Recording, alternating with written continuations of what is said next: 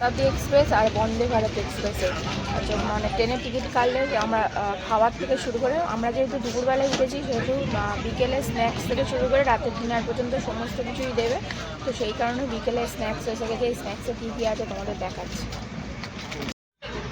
স্ন্যাক্সে আছে একটা স্যান্ডউইচ, আর এটা হচ্ছে সনপাপড়ি আছে, এটা মনে হচ্ছে খাস্তা কচুরি, এটা হচ্ছে ছোলা আর চিড়ে ভাজা, আর চায়ের সরঞ্জাম দিয়ে গেছে। চা এখনো গরম জল দিয়ে যায়নি। দুধ আছে, চা পাতা আছে, চিনি আছে, আর একটা কেচাপ আছে স্যান্ডউইচ খাওয়ার জন্য। তো চলো খাওয়া যাক, চলো ইয়ামি ইয়ামি স্যান্ডউইচ খাওয়া যাক। খিদেও পেয়ে গেছিলো, কখন খেয়ে বেরিয়েছি বাড়ি।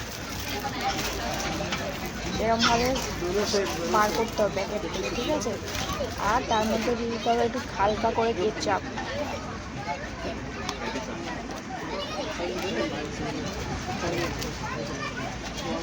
হালকা করে কেচাপটা, আর একজন আবার কেচাপে ভাগ করবো। কি হলো আমার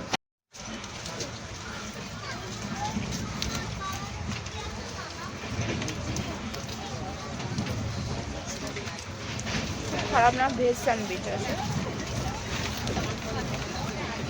এবার কচুরিটা খেয়ে দেখি।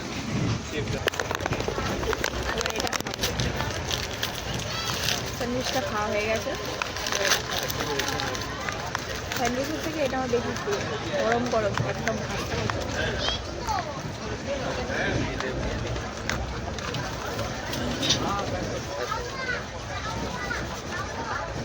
কিছু নেই, ফাঁকা।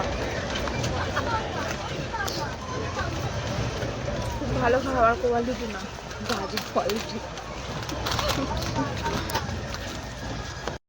আমরা যতবার শতাব্দীতে উঠেছি, জনশতাব্দী এক্সপ্রেসে যতবার উঠেছি একই রকমই খাবার, তাই না বলো? কেন খাবারের কোয়ালিটিটাও একদম জঘন্য, বাজে। কচুরিটা তো একদম জঘন্য ছিল। স্যান্ডউইচটা হাত খেয়েছি, আর এখন চিড়ে ভাজাটা খাচ্ছি। কখন চা দেয়, চা দিলে তারপর খাবো। স্ন্যাক্স খেতে খেতে চলে এসছে গরম জল চা বানানোর জন্য।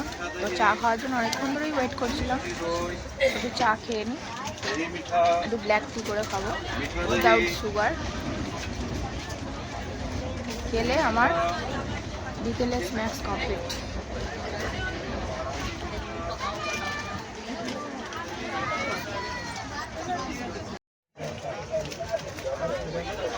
খাওয়াটা ভালো ছিল, ভাত সব কিছু বাজে ছিল। তোমাদের ব্লগটা কেমন লাগবে, ভালো লাগলে অবশ্যই কমেন্ট করো, লাইক করে শেয়ার করো।